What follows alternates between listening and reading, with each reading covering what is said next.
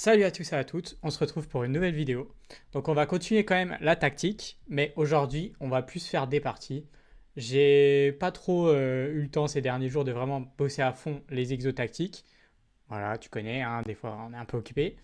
Donc j'ai quand même fait des parties et je me suis concentré quand même sur le milieu de jeu et la tactique. Et du coup je vais t'en montrer deux. Tu verras, il y a des trucs très très bien et des trucs pas ouf.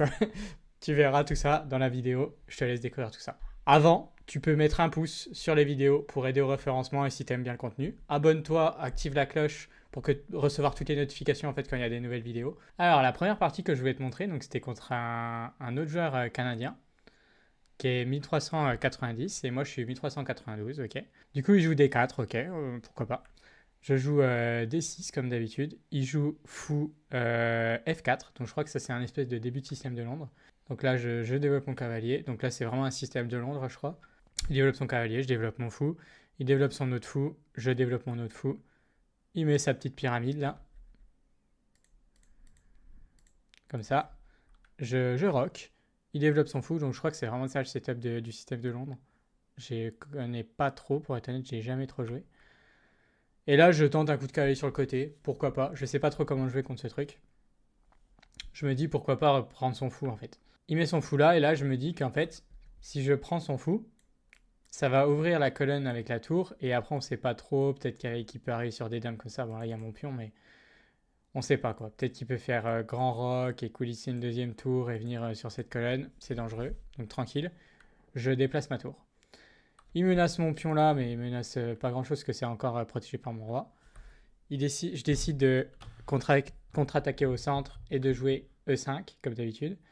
J'essaie de prendre les centres. Je reprends du pion, parce que c'est la structure que je connais en fait. Quand il n'y a plus de pion sur la colonne D, il menace madame. Pourquoi pas, hein.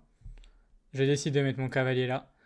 Alors là, à noter qu'il y avait peut-être des coups de cavalier, enfin des coups de pion pour m'enfermer ce cavalier. Mais avant de jouer ce coup-là, j'ai bien sûr vérifié que ce n'est pas possible. Pour l'instant, il y a encore mon fou qui contrôle la case, donc il peut pas. Il décide de commencer à bien bourriner ce pion là, ok. Je décide de me mettre là. Et là, à noter qu'il y a peut-être une tactique à base de prise de la tour par exemple. Et là, maintenant, peut-être qu'il peut encore jouer ça. Là, c'est fort possible. On rentre dans les complications. En vrai, il y a vraiment moyen que ce soit ça, quoi. Donc là, j'ai vraiment vérifié avec l'ordi. Effectivement, il y avait bien une tactique pour lui. Donc par exemple, il avait pris ça et le pion ici. Mon cavalier là se retrouve enfermé. Alors, je peux pas reprendre du cavalier parce qu'il est cloué. Donc là, c'est vraiment embêtant. Et je sais pas trop comment je m'en sors pour être honnête, hein. Donc effectivement, il y avait vraiment une tactique pour lui. Mais ok, il l'a pas vu. Donc il l'a pas vu. Donc du coup, il joue grand rock. Je déplace parce que là, moi, je commence à le voir là que mon cavalier manque de place. Donc je déplace ma dame, pardon, ici comme ça en cas de reprise. Par exemple, prise, prise, prise. S'il joue là, je peux reprendre du cavalier, donc ça ne fonctionne plus. Et même si, par exemple, il joue prise, je reprends, bah là, il peut plus m'enfermer parce que là, mon cavalier n'est plus cloué, vu que madame, elle est là. Donc du coup, on est bon. Donc c'est pour ça que j'ai joué ce coup de dame, parce que je me suis rendu compte que je pouvais perdre une pièce mineure, ce qui est quand même embêtant. Il décide de recentraliser son fou. Donc là, je décide de le prendre parce qu'en fait, il attaque là deux fois déjà et tout, c'est un peu embêtant. Il prend, et là, je vais faire une erreur, c'est que je vais laisser ce pion central en prise. Et en fait, je vois pas trop comment je pourrais le défendre. Alors à noter que, en fait, je m'en aperçois là, s'il prend, je peux prendre, et là, il est un peu obligé de soit reprendre du cavalier, soit reprendre de la dame. Et si il reprend du cavalier, en fait, il protège ce pion, enfin son cavalier qui est là. Donc c'est assez embêtant. Par exemple, s'il fait ça, là, je décide par exemple de prendre ici. Il peut reprendre en arrière, par exemple. Donc c'est vraiment embêtant pour moi, quoi. Mais c'est pas ce qui s'est passé dans la partie. Parce qu'il joue Dame C2. Je décide de prendre, il prend. Et là, il attaque pas mal de fois mon pion là et je vais le laisser en prise. Je sais même pas si je peux trop le défendre. J'aurais pu le défendre éventuellement avec un coup comme ça. Mais après sur tour là, bah en fait, comment je défends ce cavalier? Peut-être avec encore un coup de pion là. Mais ça commence à devenir compliqué pour moi. Donc je décide de jouer dame ici. Il recule. Et là je prends le pion. Donc là je sais pas trop pourquoi il a reculé son cavalier en fait. Il aurait mieux fallu de défendre son pion ici. Par exemple en poussant le pion ou en mettant une pièce. Là il me laisse son pion. En fait je pense qu'il l'a juste pas vu. Il décide de centraliser son cavalier. Je décide de pousser mon pion. Il ramène son cavalier là, c'est un peu bizarre. Genre il l'excentre un petit peu. Je décide de pousser tous mes pions en fait. Voilà, donc ça continue de jouer. Je pousse mes pions. En fait, je me dis qu'il y a grand roc et que du coup, je peux créer du danger en fait de son côté. Il sent que ça pue un peu, je pense, donc il propose l'échange des dames. Je décide de garder ma dame parce que je trouve que j'ai une meilleure position. Il vient ici avec sa tour. Je décide de venir avec mon cavalier. Donc là, je menace des fourchettes ici, qui peuvent vraiment être très embêtantes. Il décide de venir ici, donc pour s'infiltrer sur la colonne, pour menacer des choses comme ceci et comme ceci. Mais là, il y a un problème, c'est que il y a un problème de défense. Donc, donc là, sa tour n'est plus protégée et son cavalier non plus. Donc là, soit il prend, et là, je peux prendre son cavalier qui n'est plus protégé. Soit il reprend pas, et là, je sais même pas comment il peut défendre. Donc en fait, je pense que c'était le meilleur coup pour lui. Je vois pas trop d'autres coups. À noter qu'il aurait pu prendre mon cavalier là. Mais derrière, j'aurais pris sa tour. Et s'il reprend comme ceci, je peux remettre ma dame ici, ce qui cloue son cavalier. On va voir ça, parce que c'est la partie, tout simplement. Donc là, je décide de prendre. Il n'y a pas d'échec à la découverte. Il prend, et là, je mets ma dame là. Et en fait, là, sa dame est juste derrière. Et en fait, il doit rester au contact de son cavalier. Donc il peut jouer par exemple des coups comme ceci. Mais là, ça devient assez chiant pour lui de défendre. En fait, c'est désagréable, quoi. Donc là, il décide de pousser son pion pour le protéger. C'était un des coups de défense. Mais là, je décide de jouer le pion en F6, qui fait un clouage, qui profite du clouage du cavalier, en fait, pour le menacer. Il décide de venir donc ici, pour menacer ici, donc, des gros problèmes comme cela. Mais je décide de prendre quand même, parce qu'en fait, par exemple, s'il joue ça, je peux venir là, et là, j'ai des pièces pour défendre. Par exemple, s'il joue là, je peux m'interposer. Et après, comment il fait, je ne sais pas. On a des coups largement pour défendre, je pense. Donc c'est assez compliqué. Voilà, je suis un peu enfermé, mais il y a largement de quoi défendre. Je peux jouer peut-être tour là même. S'il prend, je prends. Donc ça marche pas. Je propose l'échange des tours. Je peux ramener ma deuxième tour ici plus tard. Donc là, c'est complètement gagnant. Donc c'est pas ce qui a été joué dans la partie. Il décide de prendre avec sa tour, mais ça change pas grand-chose. Il menace mat ici, mais je défends avec madame.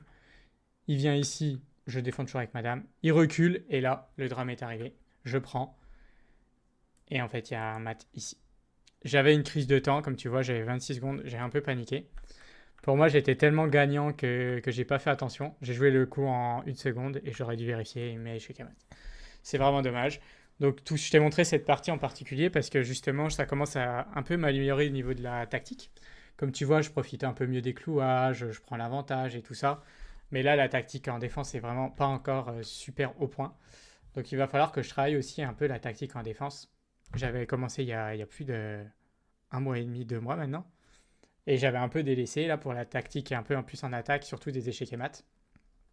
Mais là, il faut vraiment que je me remette un peu à la tactique en défense, quoi, qui est super importante aussi parce que bah, tu perds des parties qui sont totalement gagnantes. Donc là, on va passer à une deuxième partie qui est beaucoup plus rapide, mais c'est juste pour te montrer quelque chose de très intéressant qui est en train de se produire. Donc je décide, je joue mon setup habituel donc d'attaque est-indienne. Je vais un peu vite. Voilà, donc je joue. Il prend, je prends. Donc on est dans un setup où on n'a plus de pions sur la colonne D. Un setup que je connais bien. Je décide de pousser pour le mettre en difficulté. Il bouge son cavalier. Ok. Donc là, s'il fait petit roc, en fait, il y aura un défenseur en moins, le défenseur du cavalier. Enfin, le cavalier qui défend, quoi. Et c'est super important, tu verras. Je décide de consolider mon pion ici. Il fait petit roc. Je décide de rapatrier ici pour éventuellement jouer des coups comme ça, puis ensuite ramener des cavaliers là et commencer à attaquer de son côté.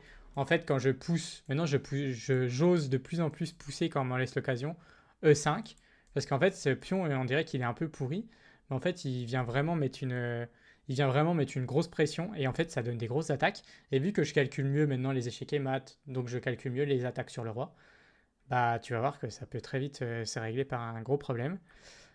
Donc là, je décide de pousser mon pion pour essayer de casser son roi et éventuellement de mettre un fou ici pour ensuite pouvoir ramener mon cavalier là. Je ramène mon cavalier, il décide de s'en fiche alors qu'il aurait pu très bien prendre mon cavalier, ensuite j'aurais pris son fou, il aurait peut-être déplacé sa dame là, il aurait contre-attaqué ce pion là. Ça aurait été assez embêtant pour moi. Et là, je joue un coup de dame ici. Et en fait, pourquoi je joue un coup de dame ici? Parce que là, j'ai fait environ un bon petit 1500 échecs et mat en 1 et en 2. Du coup, ce qui est en train de se passer, qui est marrant, c'est que j'utilisais mon algo et là, il commence à avoir des patterns qui rentrent dans ma tête. Et en fait, je repère des situations un peu dangereuses, tu vois. Donc, j'essaye de recréer la situation et de provoquer l'erreur. Et là, ça, on est dans une situation où quand on a un cavalier là et la dame ici, ça peut devenir très, très, très bizarre, tu vois. Par exemple, je vais te montrer. Donc, je vais juste... Enfin, tu verras ce qu'il a joué, ce qui est catastrophique. Mais il y a plein de trucs qui peuvent être très, très, très dangereux quand même. Par exemple, si, imaginons, il joue le pion ici. Alors déjà, ça attaque là, mais ok. Donc là, il ne peut pas faire ça pour chasser les gens. Maintenant, imaginons qu'il prenne comme ça. Voilà. Imaginons qu'il prend. Ensuite, moi, je peux reprendre. Là, il va déplacer sa dame. Il va contre-attaquer cette pièce-là.